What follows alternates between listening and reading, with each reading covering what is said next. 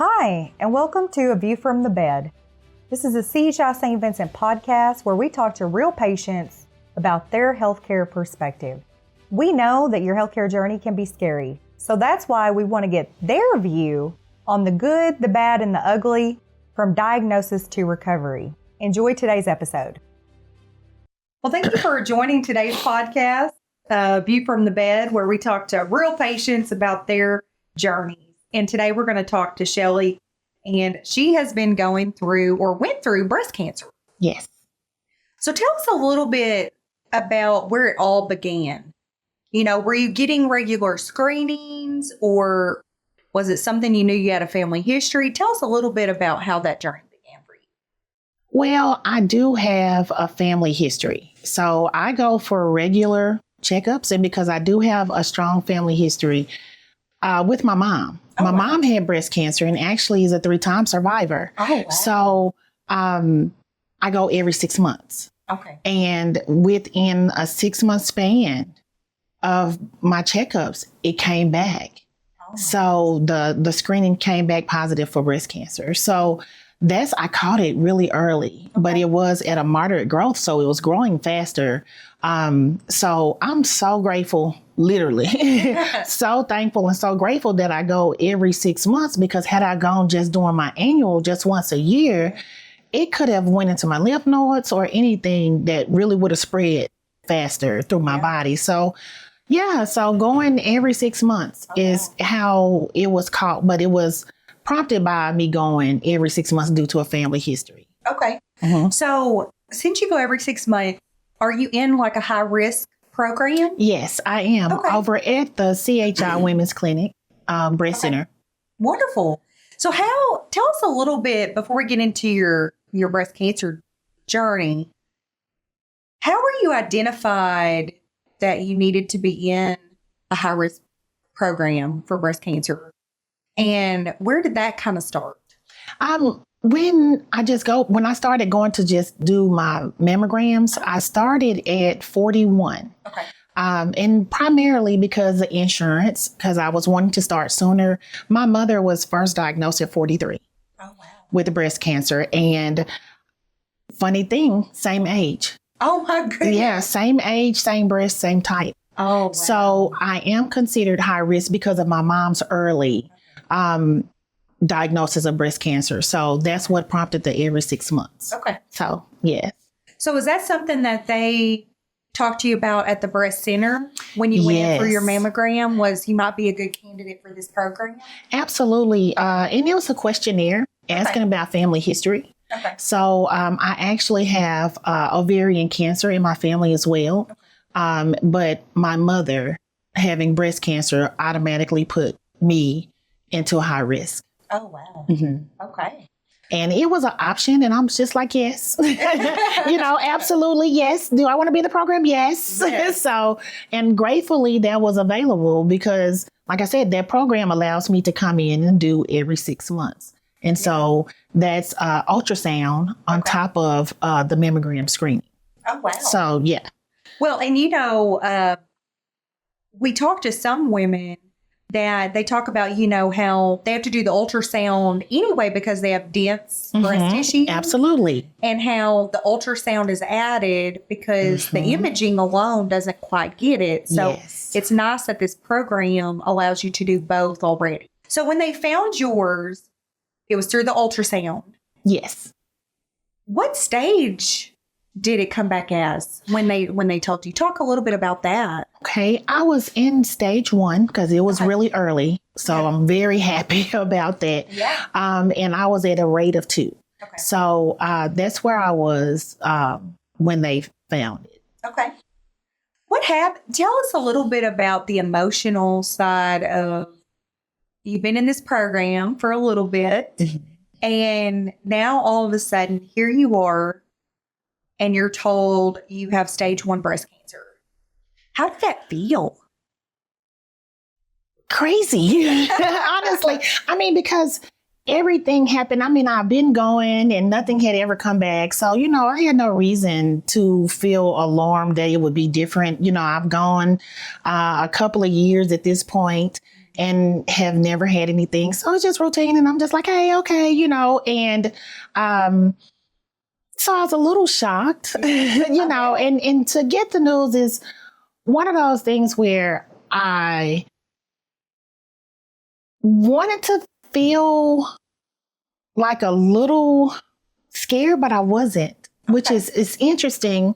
And I think because I had seen my mother go through it and had seen other people and other friends actually go through the process, I knew this was not a death sentence.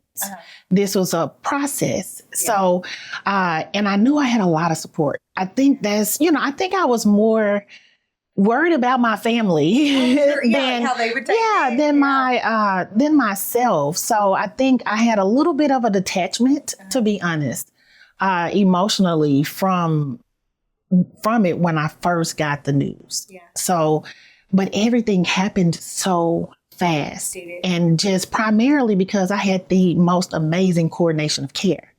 So everybody was just like, from diagnosis to surgery was 1 month. Oh my goodness. So that was quick. Yeah. So I was diagnosed September 11th. Okay. And I had my breast removed on October 25th. Oh, wow. So everything was just so fast that I really don't know the emotion. It was after that I really kind of like things sunk in. So once you received the diagnosis and you said it was really quick, was the option proposed to you to remove the breasts? Like, was that the option for you? Yes. Actually, to have a mastectomy or a lumpectomy, they were both presented, and the risk for both. Dr. Perservit was my surgeon, and she is absolutely amazing. She explained everything to me, asked questions, allowed me to call later, answered more questions, so it was a very informed decision to have a bilateral and to have the recommendation also for a plastic surgeon. And they worked hand in hand. Oh, wonderful. So that really, really helped because he also explained everything.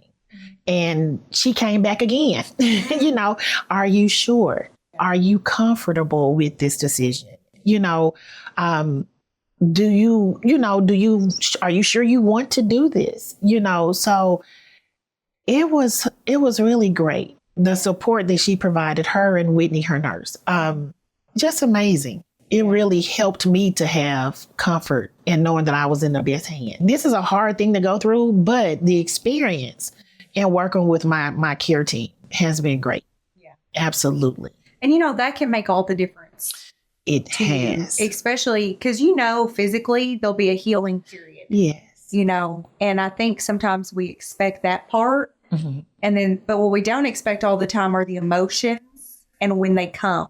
Yes. And when they hit us.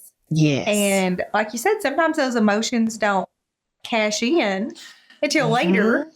Absolutely. You're so focused on, okay, let's get a plan. Let's make a plan. Yes. Let's execute the plan. And then once the plan's executed, then you're like, oh, now here's how I feel. Yes. And that really is how it all kind of happens. Because you don't know what you feel until you kind of go through something, and then you just have a little moment to process. And at different stages, I think I felt different ways. Sure. So I had a sense of relief. Okay, we have the plan. Yeah. We're executing it. We got the cancer out. I'm happy. This part is done. So now it's I don't have breast. That had a toll on my feminine idea or image. And it's just like, okay, I look like a boy, So it's that kind of stuff you deal with, and just the changes that you have to go through with all of those things. I'm grateful that by having the bilateral mastectomy, I didn't have to go through radiation and I didn't have to go through chemo. So that helped a lot. that I didn't have to go through that portion of it. Yes. But it's definitely a transition. I mean, even now, there are days where I'm just like, oh, so I'm going through reconstruction. So it's a process. Okay, yeah. It's still a process. I know a lot of times, especially as females, right? We want to be tough and strong, but there is a moment that it can affect your body image. Yes. When you wake up for the first time since maybe puberty, and there's nothing there. Yes. And especially if you're someone that can't have either reconstruction right away, because I know in some instances they can do it right away. And then some, there's a healing period before you can begin the process. So, you might go through that moment where it's like, oh my gosh, there's nothing down here. That's kind of weird. Yes. Absolutely. Where you kind of sit with your emotions for a minute. Yes. The technician was amazing. And I knew that something was different. Okay. Because she had a look and she was going more in depth and she was just like, hold on, let's go just look, and it just took a little longer, which I'm so grateful for her thoroughness, because had it been someone not as thorough, they may not have seen everything needed to be seen. Oh, sure. So I am very grateful for that. And in fact, she's a survivor. So that's what was cool. I definitely haven't sent the entire team that I've had. Haven't sent. Well, and I think that is a cool thing about the high risk program at St. Vincent. So many of the people that work in it are survivors. Yes. And they share their stories and their why, why they're doing it. Yes. And that has to feel comforting if you're going through the program, even if you don't get a diagnosis, but if you're just going through the program, that there is that extra thoroughness because of their own journey, which I think is an amazing. Absolutely. Talking to others. Okay. And support groups and being open. It's a hard thing because everyone does not understand, but to be surrounded by people who do, I encourage everyone, get in a support group, whether you do it in person or you do it online, get on forums, listen to other people, share your journeys, because you're not alone. I think that was the biggest piece that I took away from so many groups and so many people. It's a shared emotion. We are not alone in feeling that way. So the validation that comes from having that support is priceless. It really is priceless. I think, too, the ability to phone a friend, if you will, with just when you're recovering. Yes. With even just random questions. Is this normal? Did you have this sensation, or did you feel this, or did you, go through that? Because everybody can help somehow, but if someone has been there, done it, yes, they can answer some of those kind of questions that might seem trivial, but it's like, I feel like you still have boobs. I mean, absolutely, because you do have phantom pains, like any other limb that's maybe cut off or something. You do experience that because nerve endings, So it's just like, I don't have it. Yeah. So, and to ask, and I did. I have a really, really close friend who went through, and she decided to not go through reconstructive surgery. Okay. So she was able to help me so much. She's like, oh, Shelley, that's normal. You're going to feel it. You're going to feel some tingling. You're going to feel, so she was able to really give me that information firsthand and to say, don't panic. It's going to be okay. Yes. And it's invaluable. I mean, you can't put a price. You can't put anything on that. It's just amazing. And it's needed, to just have that support is great. I think it's important too that whenever your emotions hit you, you kind of just go through them. Yes. No matter what those emotions are, whether it's, like you said, it's kind of like a cycle. It's relief, or it's sadness, or it's frustration with recovery, or because we're used to moving at a certain pace, and then all of a sudden you're recovering, and you're like, oh, darn it, I can't do this right now. Or, it can feel very frustrating. And it's like, okay, just breathe, relax. It'll be fine. If I can't do those dishes today or, whatever it is, it's okay. It'll be fine. That's the hard part sometimes is having to slow down. And I think in the recovery, after you have surgery is when things kind of become real because you are not working. Yeah. You have a lot of just idle time to think. So absolutely. And then I had to tell myself, Shelley, this is a grieving process. Yeah. You lost something. You did. Something that's been with you all your life, kind of. So, just accepting that and then giving yourself grace to feel what you feel. Yeah. I think that is something that I've told to a lot of people since I've had surgery and that I had to remind myself, Shelley, just give yourself grace. If you upset today, be upset. Yeah. If you are happy, be happy, be sad or just validate yourself and give yourself permission to feel. Yeah. So. And I think you pointed out early too, be open with those that you're close to about how you're feeling that day. Yes. Because they can help spot trends.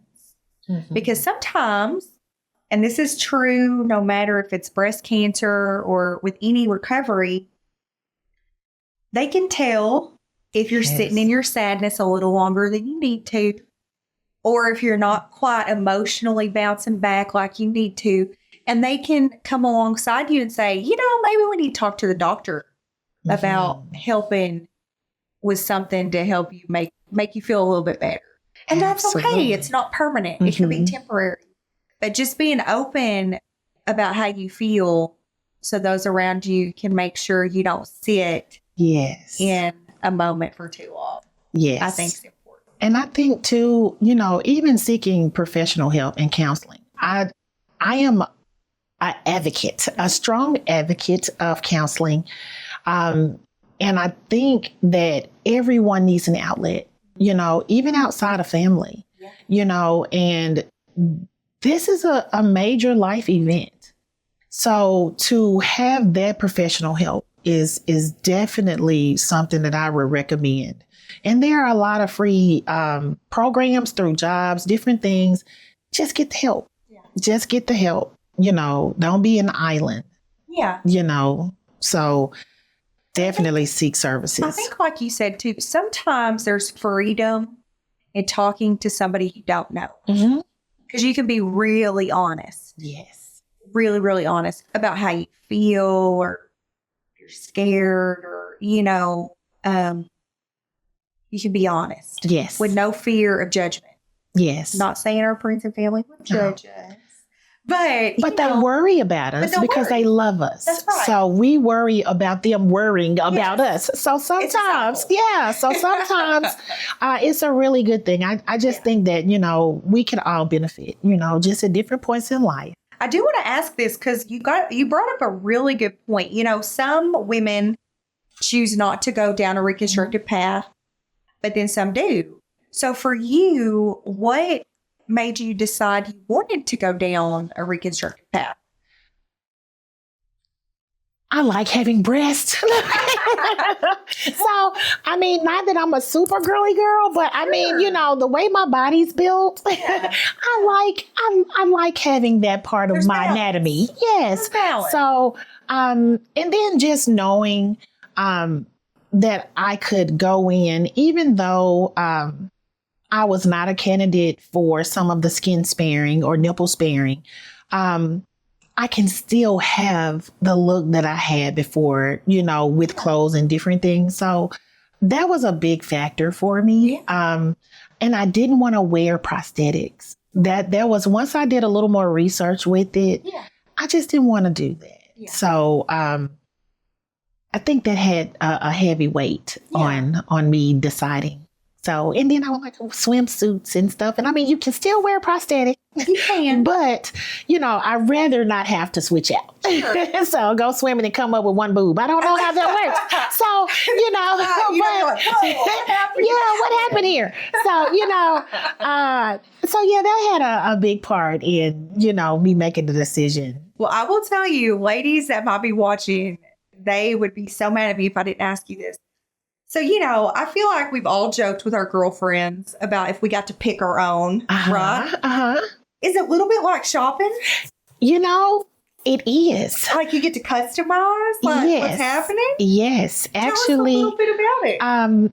With the plastic surgeon, we kind of go over, what size do you think you want to be? Okay. And what kind of look, So there are different kinds of implants. Of course, your surgeon will show all different kinds, but you can kind of go dollies or you can just do more natural moderate size or different things, but you absolutely are in control of the size that you're wanting to have. So if you've been a little deflated or you've had kiddos or some things are different, you get an option to be perky maybe there again. So it's definitely up to you and your surgeon, of course, but I think the cool thing too about the reconstruction is even if it's something that if you're at your place in your journey and you're not quite ready to make that decision at this moment, it's never off the table, which is nice. Absolutely. Absolutely. Even with reconstruction, just if you're not ready or you don't know if you want to even have reconstruction, it's not the pressure there because you can still come back. If you say, okay, 6 months, I've healed. I don't know if I really, want to do this, or I don't know if I want to stay flat. You still have options. So I personally was able to do what they call immediate reconstruction, where they went in to do expanders at the time of my breast being removed. Okay. So that was cool. That is cool. So I was a candidate for that. Okay. So, that's an option, so just knowing, being informed, and knowing that you can still come in and have what you want. So, and don't be afraid. It's your body. What is one thing that people that wanted to do something for you could do for you during your journey that meant a lot? What was something that they did? And maybe they didn't even know it was going to mean so much to you. I think I received a lot of responses from people with cards, because honestly, it was a time where I didn't want to talk. So to get a card to just say, hey, I'm thinking about you, meant a lot, or a text message. Those communications, because honestly, when you're healing, you have a lot going. Meals are nice. Having someone come to clean your home is amazing. I was blessed with that privilege to have someone come in and clean. I had meals that were brought to me, and Grubhub. If you are not that close to a person, send them a Grubhub or a DoorDash gift card, because that right there was a lifesaver. And if you're really close to the person, just be there. You don't have to talk. You don't have to, and the one thing too is that we are going through enough. We don't want to talk about it all day. So life goes on outside of that. So just having different conversations help, other than just how you feeling? You okay? Do you need it? Because that can sometimes wear a person out. So or it's like, tell me your drama. What's going on how did your baby do with the play, or how did just other things, just to not think about it constantly. Just have a break from it mentally. It's really great. Maybe like movie night. Just come over and let's watch movies. Absolutely. Or TV or whatever. Anything. So those things really do help. You know what though? Gifting a maid service. The best. Oh man. The best. That's a great idea. Yes. That alone, being in a clean house, oh my goodness. Especially if you're used to having a clean house. Yes. And you can't do it. Absolutely. That can drive you insane. It does. Oh my gosh. Like, my house is so dirty. And and just having things convenient, really helps. And if someone is really, really close, having them to come in beforehand and move things down low. You can't reach above your shoulders or anything. So you're kind of at T-Rex arms for about 6 weeks. So having things conveniently placed helps. You don't realize how high things are. Yes. Until you can't lift. Yeah. And laundry, different things like that. Having someone to just come over and do laundry. People really want to help, but they don't know how to. Yeah. So I think the hardest thing for me was actually telling people what I want them to do. Yeah. But I want to share, if you are going through this process, let people know. Don't be afraid to tell people what you need help with, and they'll do it. I had more people to say, Shelley, how can I help you, than my request for help. So, just know people love you and they want to help. So get the help. And that's such a good point, is because if you're not personally going through the journey, you kind of feel crippled. We forget that other people are asking because they truly want to know what to do. Yes. For you. Because they are the lost. Most people haven't dealt with it. So they don't know what to do for someone. So make a list. And just say, hey, I have these things, and just know people really want to help genuinely. They do. And let them. Don't sit there and stress about all of these things in your head of things to do. No. Go ahead and just let them. Take the time to really do. When you let them, it gives you company. Yes. And so it's like, they might not do it the way you would do it, but that's okay. And it is. It's good for you. You can tell them about it. Absolutely. Absolutely. Yeah. And you gave us great ideas. Heck, you're going to need your house cleaned. You're going to need things moved down to like center body level. You're going to need a playlist, music and TV and movies. You're going to need food. So many things. You might need rides to doctor's appointments. Absolutely. Heck, if you don't have a list started, there's 6 things right there you can start divvying out. So I think that's really important to just start a list. Well, if you had advice for anyone watching, whether maybe they haven't gotten their mammogram and they should, or we know a lot of people delayed through COVID, the mammogram process, or maybe they just got a diagnosis, or maybe they're a friend to someone that's just been diagnosed. What is something you want to leave them with about your story today? Prevention. Don't be afraid. Just go. Just go. It might just save you or someone you love, and you don't know how you're supporting someone else. So just go, team up, have a mammogram party, go and don't be afraid to know. I think that's my biggest piece is don't be afraid to know. I think that goes hand in hand with prevention. It's a process. That's a big one. Yeah, it's a process, but it doesn't have to end bad. There's some silver linings. Silver linings. That's life. What it's all about. Life. Yes. Picking out new boobs. Yeah. It's all fun things. Good stuff. So, yeah. Absolutely. Well, thank you for sharing your journey with us today. You've just been such a joy, and we can't wait to see till you're fully pumped up. Oh, yeah. Absolutely. You to see how you're doing. And until next time, to all of our viewers, you heard it, prevention. If you're due for a mammogram, or maybe you're past due, or maybe you've never had one, talk to your doctor. Go do it. Just find out. It's peace of mind.